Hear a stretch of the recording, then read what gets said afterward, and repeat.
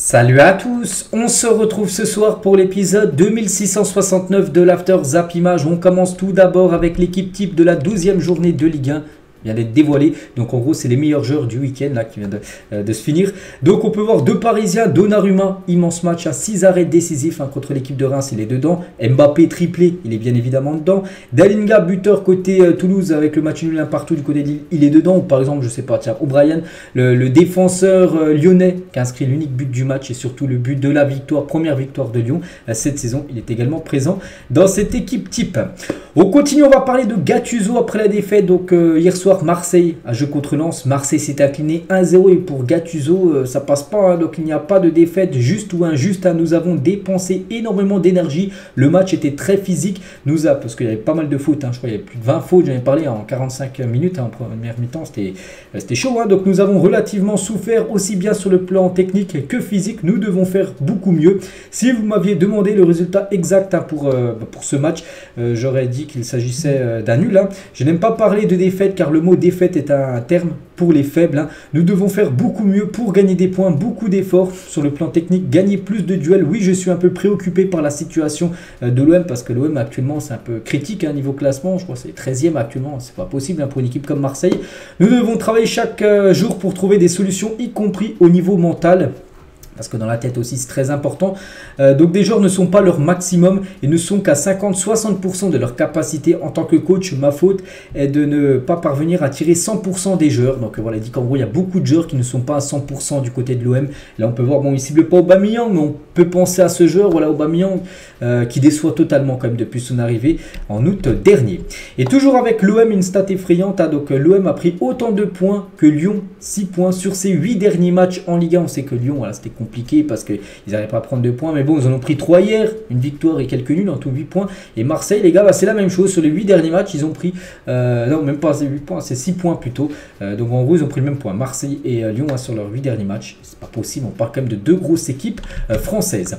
On va parler de Roberto De Zerbi, donc c'est le coach de Brighton. Il a dit: si je suis honnête, je n'aime pas 80% des arbitres anglais, je n'aime pas leur comportement sur le terrain. L'Angleterre est le seul pays où, lorsqu'il y a la VAR, vous n'êtes pas sûr que la décision soit bonne. Voilà le pic qu'il a envoyé quand même par rapport à l'arbitrage du côté de la première ligue. On va parler de Dimitri Payet. Donc au bout du temps additionnel, Dimitri Payet a permis à son équipe de l'emporter sur un coup de pied arrêté face à l'América SG 2-1. Vasco da Gama sort de la zone rouge, ils étaient très mal classés et du coup victoire 2-1 grâce à Payet, une victoire où il a été buteur du 2-1, un but sur coup franc. Donc voilà, concernant des nouvelles de l'ancien Marseillais. Des nouvelles, tiens, d'Ansu Fati aussi prend petit à petit ses marques afin de redevenir le joueur qu'il était. Il gagne en confiance du côté de cette équipe de Brighton. En Angleterre, il est un peu plus loin de l'énorme pression qu'il a subie chez lui à Barcelone. C'est que Barcelone, les gars, c'est un club où il y a beaucoup de pression. Si t'es pas bon un match, t'es énormément critiqué. Même si le match avant, tu avais marqué un triplé. Donc voilà, c'est ça la pression à Barcelone. C'est que Brighton, c'est un club beaucoup moins connu, beaucoup moins de pression là-bas. Et voilà, il s'adapte mieux, on va dire, là-bas qu'avec l'énorme pression qu'il y avait du côté du Barça. N'oubliez pas qu'il appartient toujours à Barça. Il est juste prêté une saison sans option d'achat du côté de l'Angleterre. Officiel à 36 ans, Fabregas démarre sa nouvelle carrière d'entraîneur. Il commence en Série B à Como. Donc en gros, c'était l'entraîneur des U19 du côté de Como, cette équipe. Mais du coup, il devient l'entraîneur maintenant principal des seniors du côté de Como.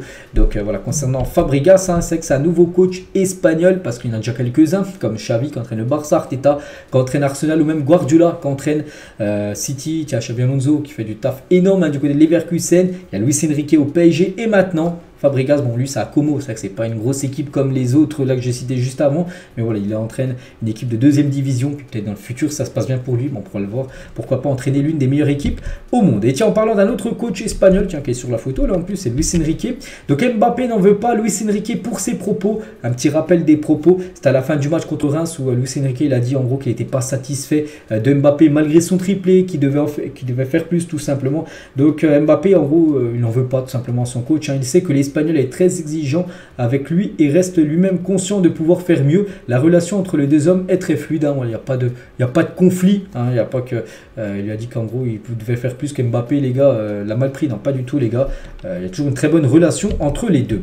On va parler de l'AC Milan qui cherche à renforcer son attaque et s'intéresse à Akor Adams, actuellement deuxième meilleur buteur de la Ligue 1 derrière Mbappé qui a 13 buts. Mais Adams, il en a marqué 7 de buts du côté de la Ligue 1. Donc là, l'AC Milan s'intéresse à lui. Donc l'attaquant de Montpellier a déjà inscrit donc 7 buts cette saison en Ligue 1. Bien petit rappel, il est arrivé seulement il y a quelques mois.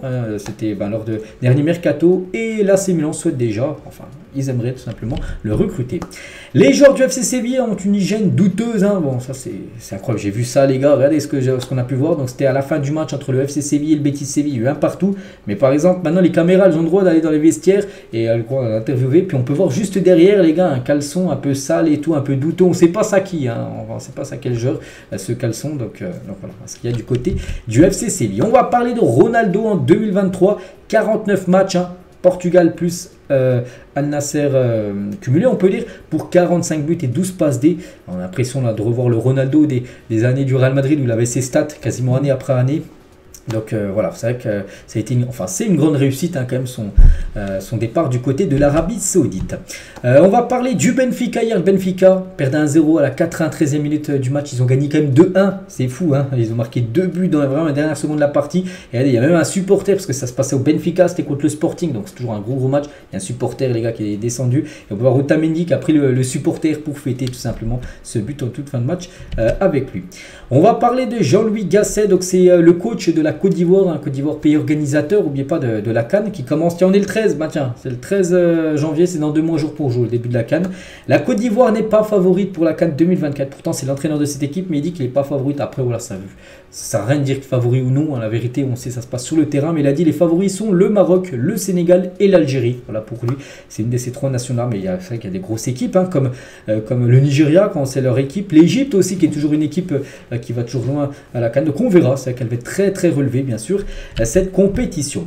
Officiel, Axel Disasi remplace Ibrahima Konaté blessé chez les Bleus pour la trêve. Donc Konaté s'est blessé hier avec Liverpool. Il y avait Liverpool, non c'était pas Brighton, c'était qui je sais plus, Brentford.